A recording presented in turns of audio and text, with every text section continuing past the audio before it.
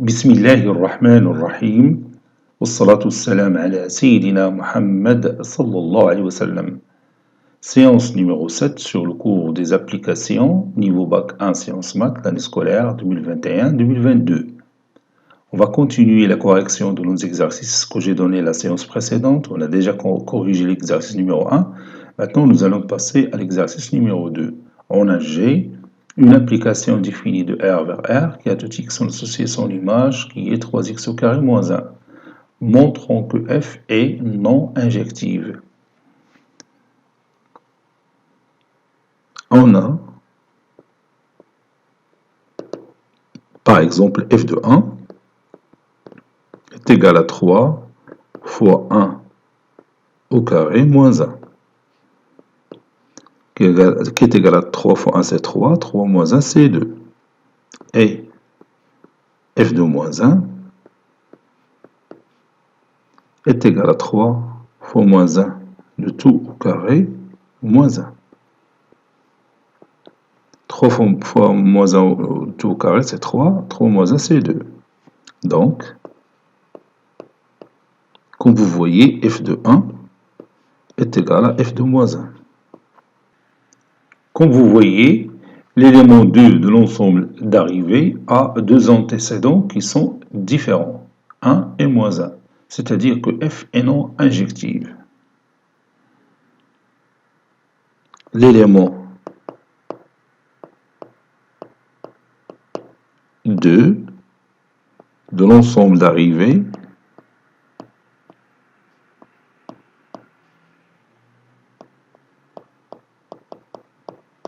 a deux antécédents.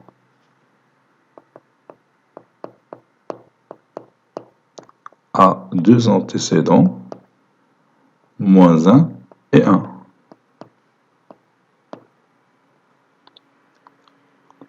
Conclusion, f est non injective.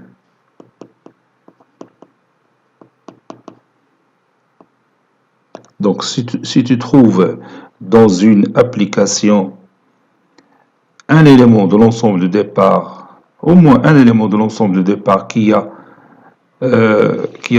plus d'un antécédent, alors cette application est non injective. إذا تخصو يكون عنده au plus un antécédent. إما يكون عنده واحد ولا ما عندوش. هاد l'élément 2 اللي عندنا هنا في l'ensemble d'arrivée عنده deux antécédents اللي هما moins 1 et 1. ونقدروا نعطيو d'autres exemples. هنا اختاريت exemple اللي الحساب فيه سهل اللي هو 1 et moins 1. نقدر نشد 3 et moins 3 ou bien 4 et moins 4. Non, les nombres opposés, ils ont la même image par cette application. Exercice numéro 3, on a H, une application définie de l'ensemble R vers R, qui est tout x, on associe son image qui est x sur 1 plus valeur absolue de x. Est-ce que f, ou bien est-ce que H est une injection? Donc je vais écrire, voyons si H est injective ou non. Voyons si H est injective ou non. Soit x1, un élément qui appartient à R, et x2, un élément qui appartient à R. Supposons que h de x1 est égal à h de x2.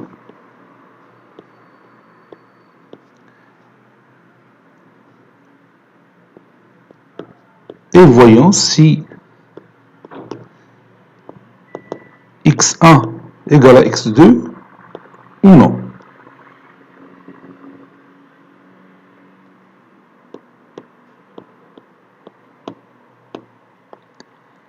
Donc je commence par h de x1 égale à h de x2. Ceci équivaut à, et je remplace x1 sur 1 plus valeur absolue de x1 qui est égal à x2 sur 1 plus valeur absolue de x2. Et ici, je vais écrire une remarque très intéressante qui va nous aider dans cette démonstration. Vous pouvez remarquer facilement que 1 plus valeur absolue de x1 est un nombre strictement positif. Et 1 plus valeur absolue de x2 est un nombre strictement positif. Donc forcément, x1 et x2 ont le même signe. C'est-à-dire, ils peuvent être tous les deux positifs ou tous les deux négatifs. Vous voyez, ils ont le même signe. علاش قلنا عندهم le même signe? Parce que les deux rapports sont égaux ou les dénominateurs sont tout le temps positifs. Donc les numérateurs ont le même signe. Donc je vais écrire cette remarque. On sait que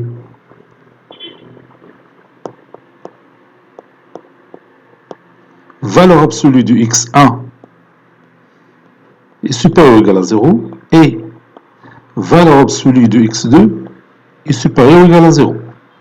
Donc,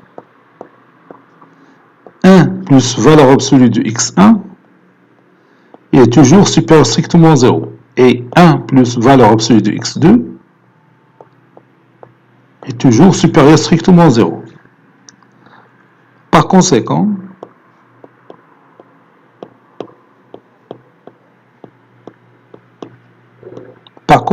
x1 et x2 ont le même signe.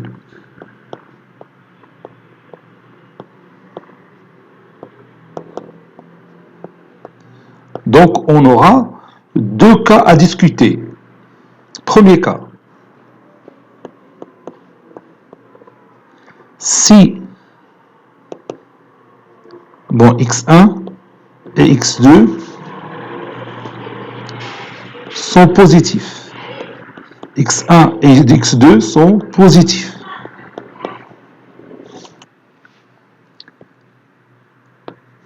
Donc, valeur absolue de x1 égale à x1 et valeur absolue de x2 est égale à x2. Maintenant, je vais revenir à cette expression mathématique et je vais remplacer valeur absolue de x1 par x1 et valeur absolue de x2 par x2.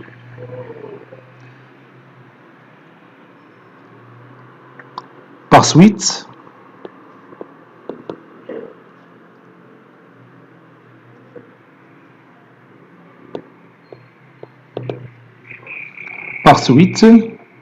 x1 sur 1 plus x1 est égal à x2 sur 1 plus x2.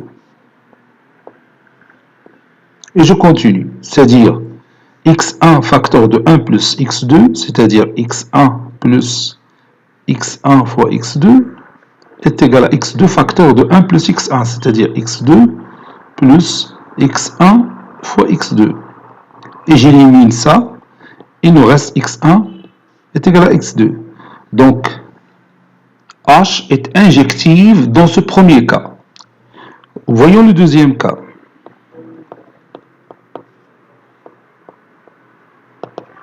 x1 et x2 sont négatifs. Ces deux nombres sont négatifs. Donc, valeur absolue du x1 est égale à moins x1. Et valeur absolue du x2 est égale à moins x2.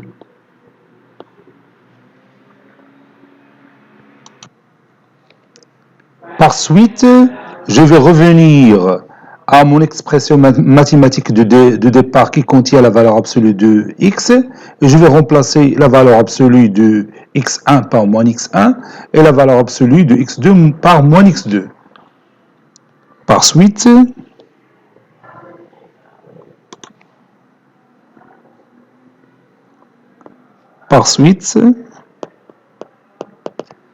x1 sur 1 moins x1 égale à x2 sur 1 moins x2.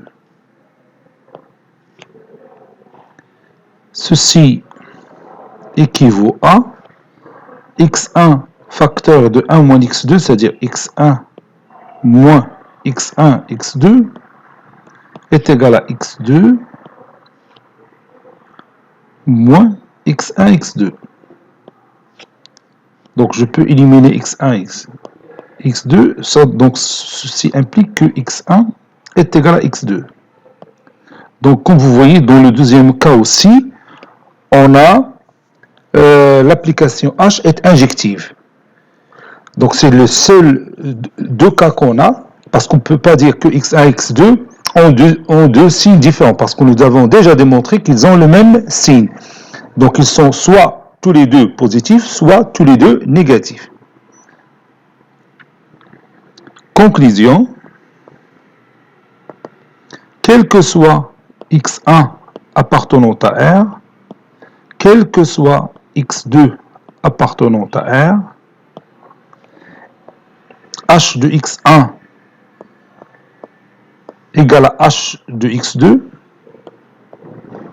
implique x1 égale à x2.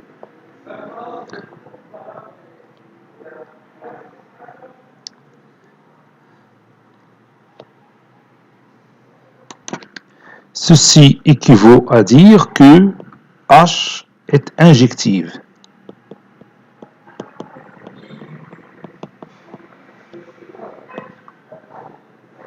Petit b, surjection ou bien application surjective. Petit b, application surjective. On va voir qu'est-ce que c'est qu'une application surjective. Et on va commencer par un exemple.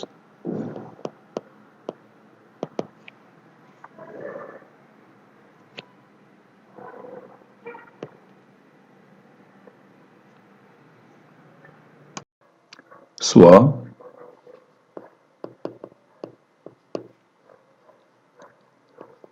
les deux applications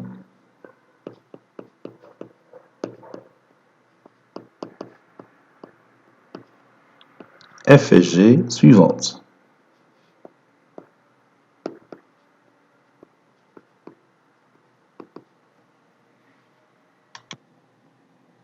Soit les deux applications F et G suivantes. J'ai tracé le diagramme sagittal de chaque application. Pour l'application F, l'ensemble de départ c'est E, l'ensemble d'arrivée c'est F. Pour l'application G, l'ensemble de départ c'est, je vais l'appeler A. Et l'ensemble d'arrivée, je vais l'appeler B. Maintenant, commençons par étudier l'application F. Si nous regardons bien les éléments de l'ensemble d'arrivée, qui sont 2, 3, 4 et 5, l'élément 2, il a combien d'antécédents? Oui, il a 2 antécédents. L'élément 3, il a combien d'antécédents? Oui, il a 2 antécédents. Et l'élément 4, un seul antécédent. Et pour l'élément 5, 2 antécédents.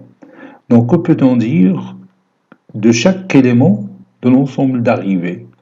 Il a combien d'antécédents?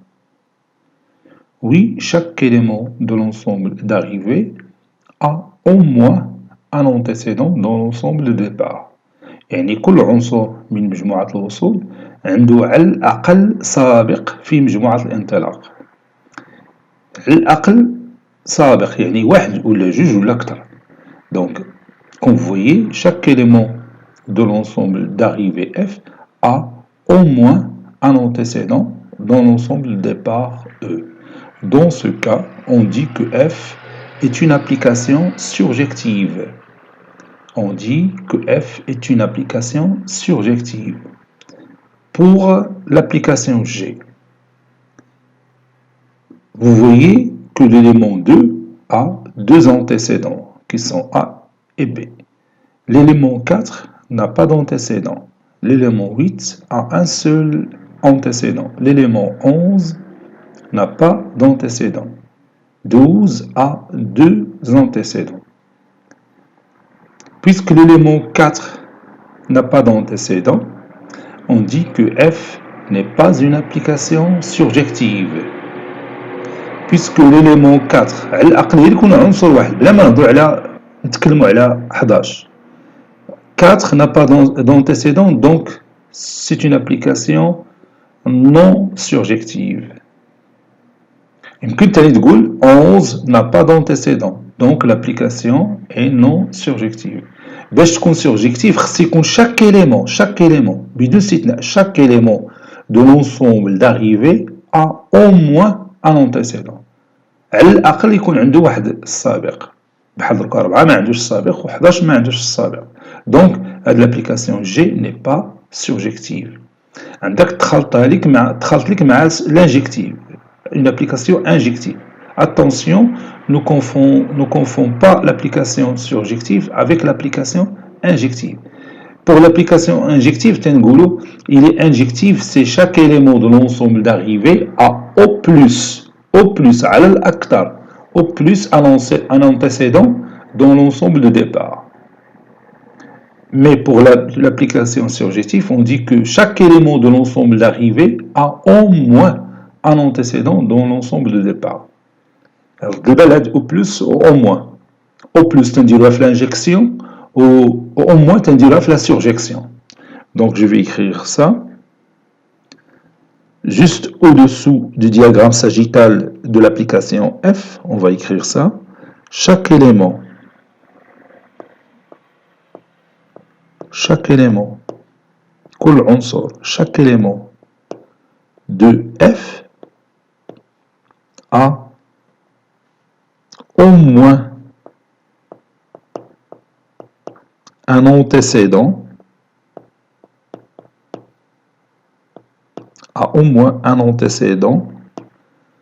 dans E par l'application F.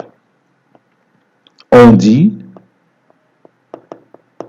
que F est une application surjective.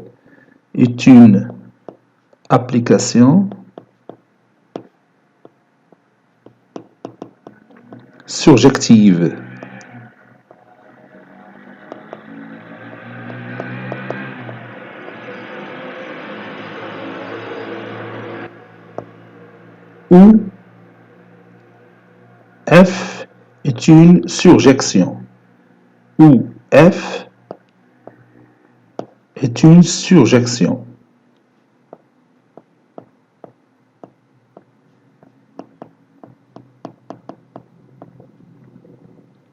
Maintenant, pour l'autre exemple, pour l'application G, l'élément 4 n'a pas d'antécédent. يكفي نقولوا غير élément واحد. ما نتكلمش على 4 و 11 en même temps. بركة غير واحد كافي. L'élément 4 n'a pas d'antécédent dans A, c'est-à-dire dans l'ensemble de départ A par G. On dit que G n'est pas une application surjective.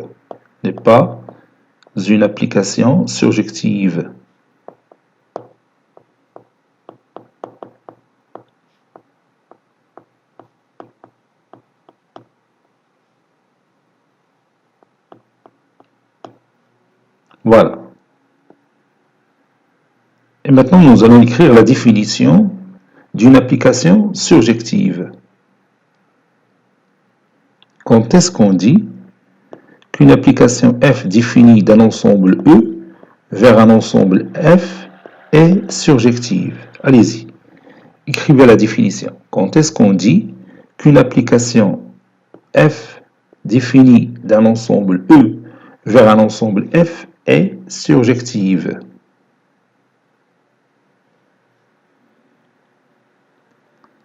soit F définit de E vers F une application.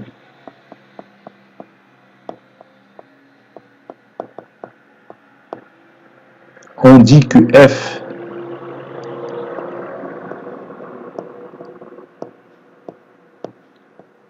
est surjective. On dit que F est surjective si chaque élément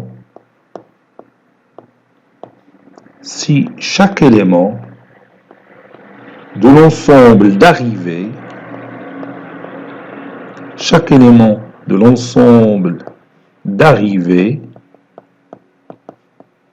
si vous voulez, l'ensemble d'arrivées F, a au moins, عنده على الأقل a au moins un antécédent,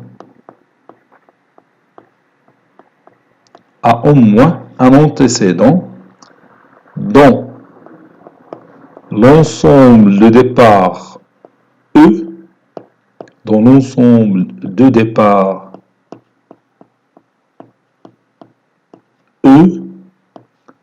par l'application F. Je répète, soit F définit de l'ensemble E vers l'ensemble F une application. On dit que F est surjective si chaque élément de l'ensemble d'arrivée F a au moins un antécédent dans l'ensemble de départ E par cette application F. Autrement dit, on peut dire la même définition autrement.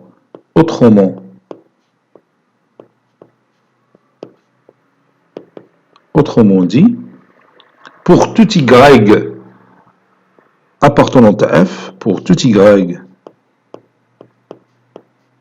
appartient à l'ensemble d'arrivée F, l'équation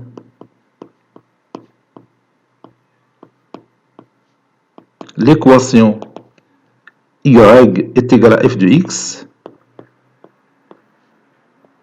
admet au moins une solution.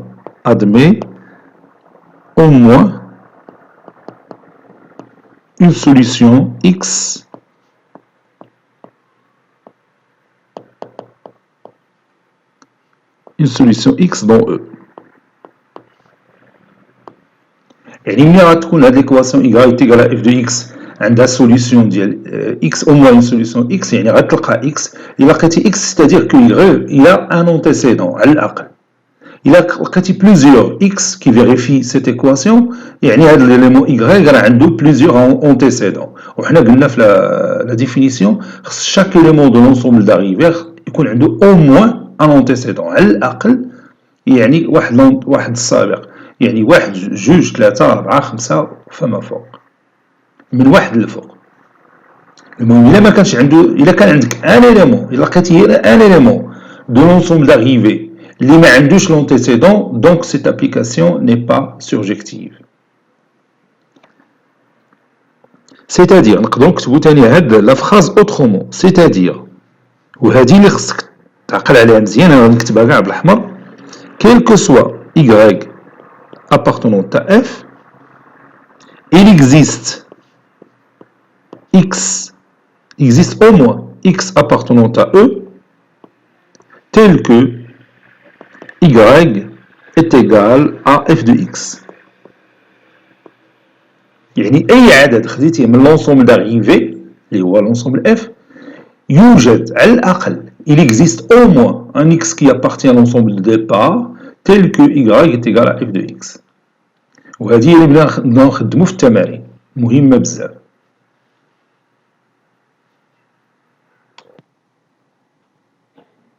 Maintenant, nous allons voir une propriété qui pourra nous intéresser dans certains exercices. Propriété.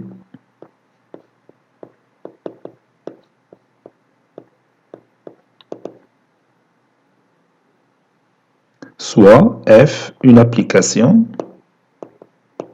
Soit F, une application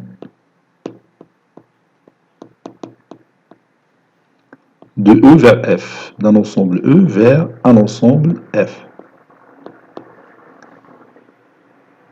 F est surjective. F est surjective si et seulement si, ou bien équivaut à, l'image de E par cette application va être exactement l'ensemble d'arrivée F. Démonstration.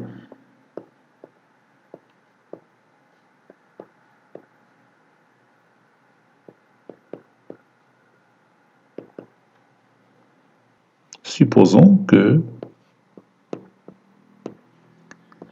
F est surjective.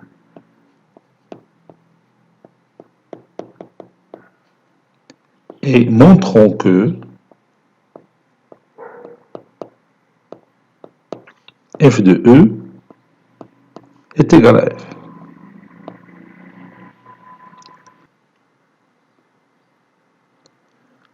Soit Y, un élément qui appartient à l'ensemble d'arrivée F. Ceci équivaut à dire qu'il existe un certain X qui appartient à E, tel que F de X est égal à Y. J'ai dit ça parce que F est surjective, car F est surjective.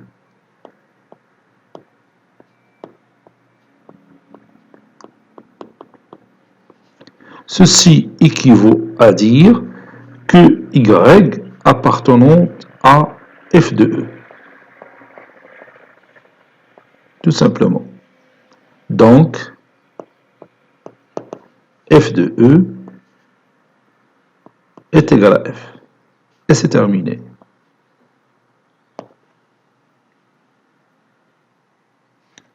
Maintenant, on passe aux exercices. Exercice.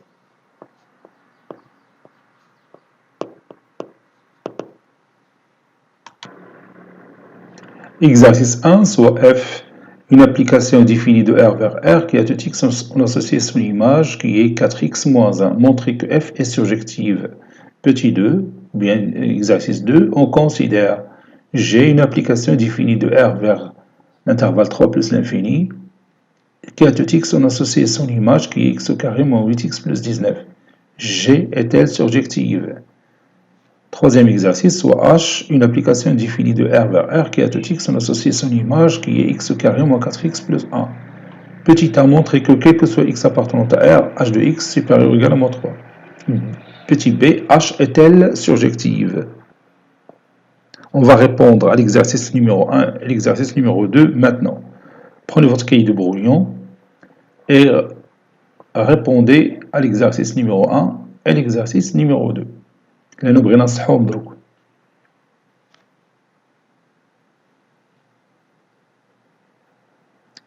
Réponse.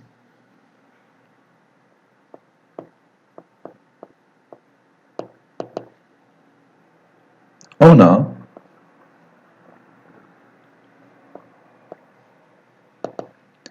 l'application F qui est définie de R vers R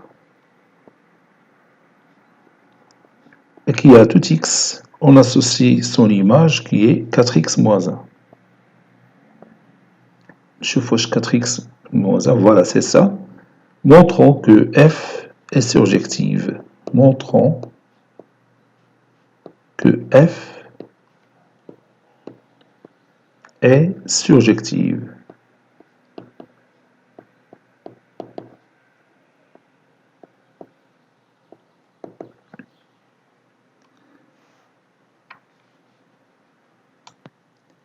Pour réaliser cette démonstration, je vais prendre un élément quelconque Y qui appartient à un ensemble d'arrivées, c'est-à-dire qui appartient à R, et je vais chercher l'existence d'un certain X qui appartient à un ensemble de départ tel que f de X est égal à Y.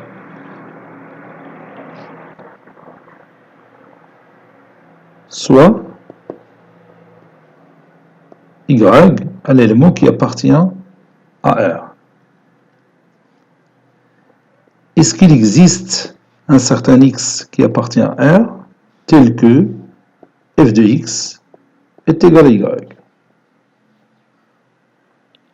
F de x est égal à y, ceci équivaut à dire que 4x moins 1 est égal à y. Et je vais chercher x. Ceci équivaut à 4x est égal à y plus 1. Ceci équivaut à x est égal à y plus 1 sur 4. Voilà. Donc l'antécédent de chaque élément y, c'est y plus 1 sur 4. Autrement dit, chaque élément de l'ensemble d'arrivée a au moins un antécédent dans l'ensemble de départ. Cet antécédent, c'est y plus 1 sur 4. Cela veut dire que f est surjective. Donc je vais écrire ça.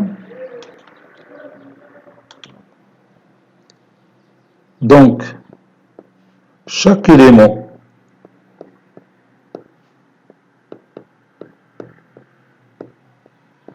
y de l'ensemble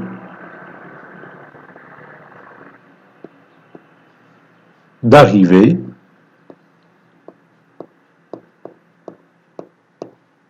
chaque élément y de l'ensemble d'arrivée a pour antécédent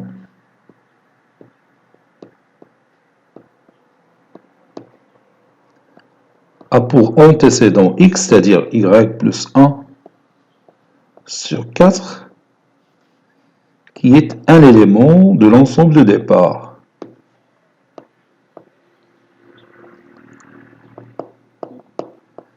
Qui est un élément de l'ensemble de départ R.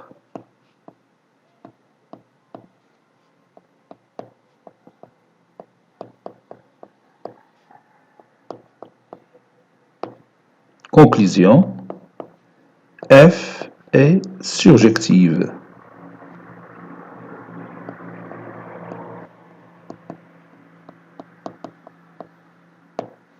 يعني إلا خديتي أي élément égal من l'ensemble d'arrivée بحال خدينا مثلا 5 l'antécédent ديال 5 هو 5 plus 1 sur 4. 6 l'antécédent de 6 c'est 6 plus 1 sur 4. L'antécédent par exemple de racine carrée de 3 c'est racine carrée de 3 plus 1 sur 4. Vous voyez? Donc cela veut dire que F est surjective. Passons maintenant à l'exercice numéro 2. On a l'application G définie de R vers 3 plus l'infini, qui est de x, on associe son image qui est x au carré moins 8x plus 19. Voyons si G est surjective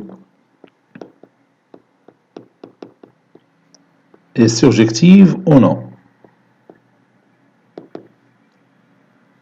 Donc soit y, un élément qui appartient à l'intervalle 3 plus l'infini, c'est-à-dire il appartient à l'ensemble d'arrivée, et je vais chercher, est-ce qu'il existe un certain x qui appartient à l'ensemble de départ R, tel que g de x est égal à y. Je répète, soit y, un élément qui appartient à l'ensemble d'arrivée qui est l'intervalle 3 plus l'infini, est-ce qu'il existe, et si je pose la question, je me pose cette question, est-ce qu'il existe un certain x qui appartient à R, tel que g de x est égal à y. G de x est égal à y, ceci équivaut à, et je remplace g de x par x au carré moins 8x plus 19, qui est égal à y. Ça c'est x au carré moins 2 fois x fois 4. Il me manque 4 au carré pour compléter l'identité remarquable. Donc c'est plus 4 au carré moins 4 au carré plus 19 qui est égal à y. Bon, cette partie, ça constitue l'identité remarquable numéro 2, donc c'est x moins 4 le tout au carré.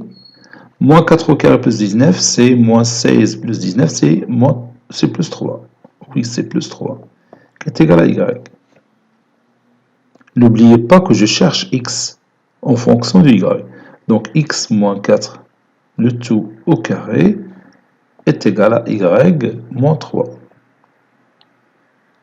Or, y, il est supérieur ou égal à 3. Donc, y moins 3, il est positif. Par suite, je peux continuer mon travail, c'est-à-dire x moins 4 est égal à plus ou moins racine carrée de y moins 3. C'est-à-dire x est égal à plus ou moins racine carrée de y moins 3 plus 4. Donc vous voyez qu'on a trouvé l'existence de x. Elle n'a deux valeurs. Si je prends valeur absolue, si je prends ici ce cas-là, valeur absolue plutôt racine carrée de y moins 3 plus 4, et l'autre cas c'est moins la racine carrée de y moins 3 plus 4. Autrement dit, chaque élément de l'ensemble d'arrivée a au moins un antécédent dans l'ensemble de départ. On a juge les antécédents. La définition de Goulina, elle a un antécédent, donc il est surjectif. L'application est surjective, n'est-ce pas?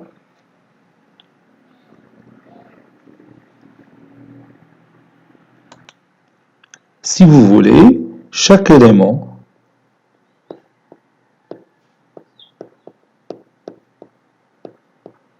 y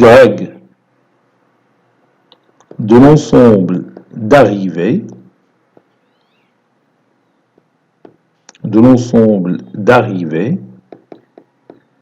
a pour antécédent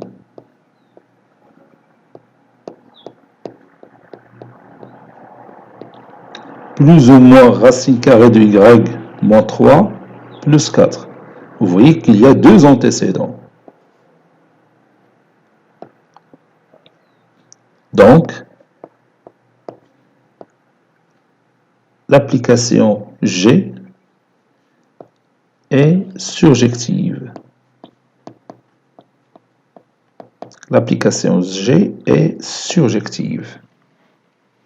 Cette séance est terminée. Elle a été préparée par le professeur Latif Abdou du collège Bourz Zeytoun, Marrakech. À très bientôt.